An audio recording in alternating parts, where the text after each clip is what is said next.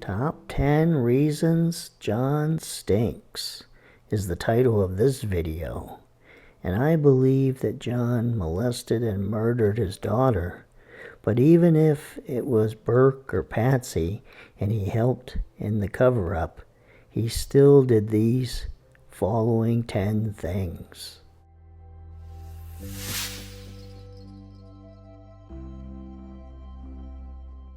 At approximately 1:40 p.m., Detective Bill Palmer overheard John Ramsey speaking on the phone and making arrangements to fly to Atlanta that afternoon or evening.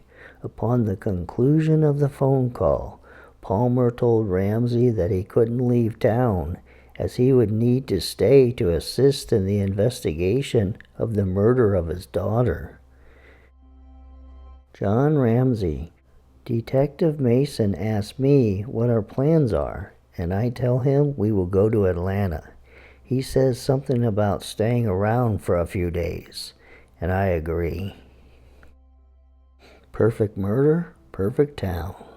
At about 1:30 p.m., White said his wife called home and told her niece that JonBenet had been found dead.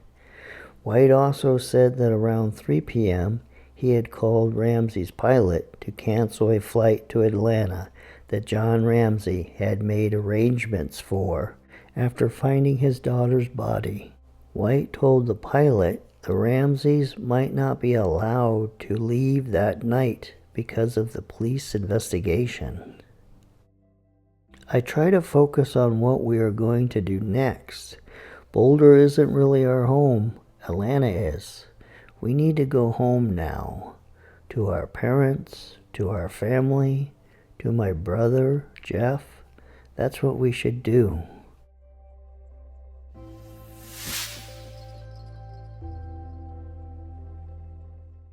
John Ramsey: I couldn't smoke in the house, and JonBenet would actually get after me if I smoked or drank a beer. So the only time I would smoke a cigar is if I drove to the airport or something like that, so once or twice a week.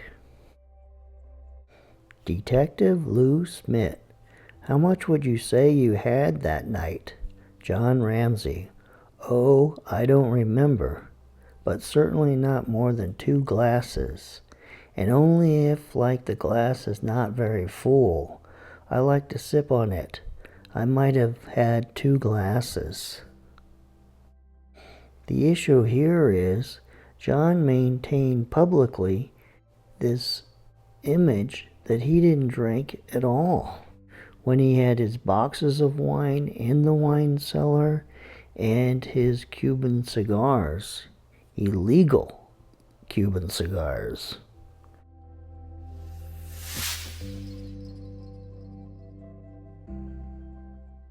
Could Burke actually know what happened? Could Burke have actually seen or heard something? Well, John Ramsey doesn't ask Burke any questions. He lets him sleep. As a matter of fact, he doesn't let the police ask Burke any questions. He tells them that Burke is asleep and doesn't know anything.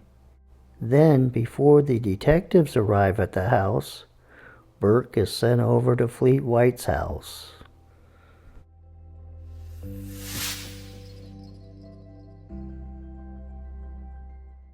Foreign faction: It should be noted that White's daughter, Daphne, had gone missing about a year earlier, and she was eventually found hiding in their home.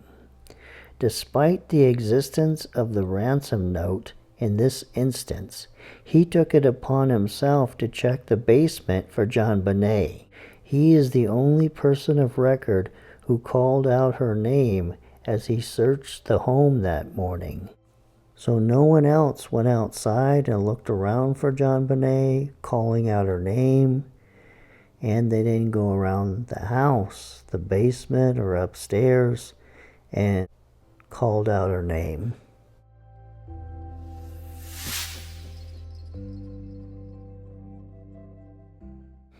Detective Linda Arndt tells John Ramsey to check the house from top to bottom, excluding JonBenet's bedroom. And if he finds anything, don't touch it.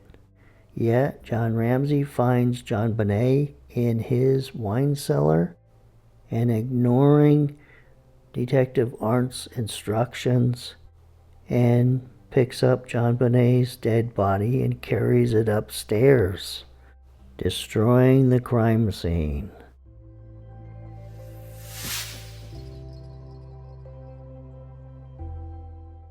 Attorney Bynum, pictured here, immediately told the police that the Ramseys would not be going down to the police station to be interviewed at this time because he didn't feel they were in shape for it.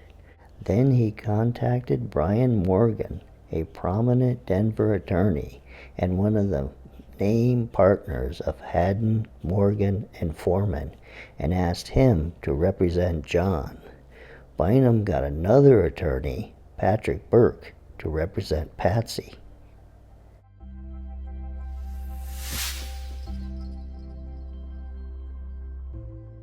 John Ramsey obtained the law firm to represent him with multiple lawyers, and they did an amazing job, and they hired several private detectives to work on this case.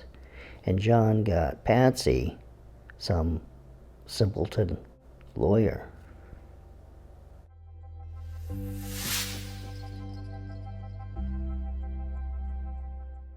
John Ramsey criticized every one of the initial police officers and detectives on this case, refused to do the interview, and blocked the police from looking at his phone records and his credit card purchases.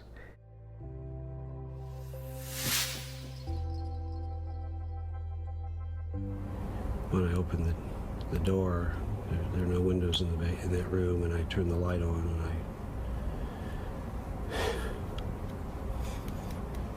She was in the it was her. I'd hoped that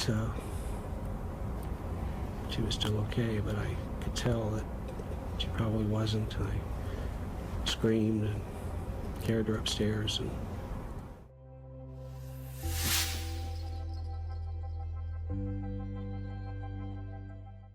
Most people, when they see the title, The Death of Innocence, they think that is about JonBenet losing her life. But no, it's about John and Patsy losing their innocence. The Death of Innocence aptly describes our experience during these last 3 years as we look at why Patsy and I were not afforded the presumption of innocence guaranteed by our Constitution. Chapter 33 of their book is called The Murderer, but I call it If I Did It, like O.J. Simpson's book. See what you think. Her scream must have frightened the killer into believing that he was about to be discovered, so he pulled the garrote too tight so she wouldn't scream again, and she died. That evidence causes me to believe that JonBenet must have been garroted, assaulted, screamed, and finally strangled to death. The head blow was to make sure she was dead. I've often told friends that if I were trying to stage this, as the police contend, I could have done a much more convincing job.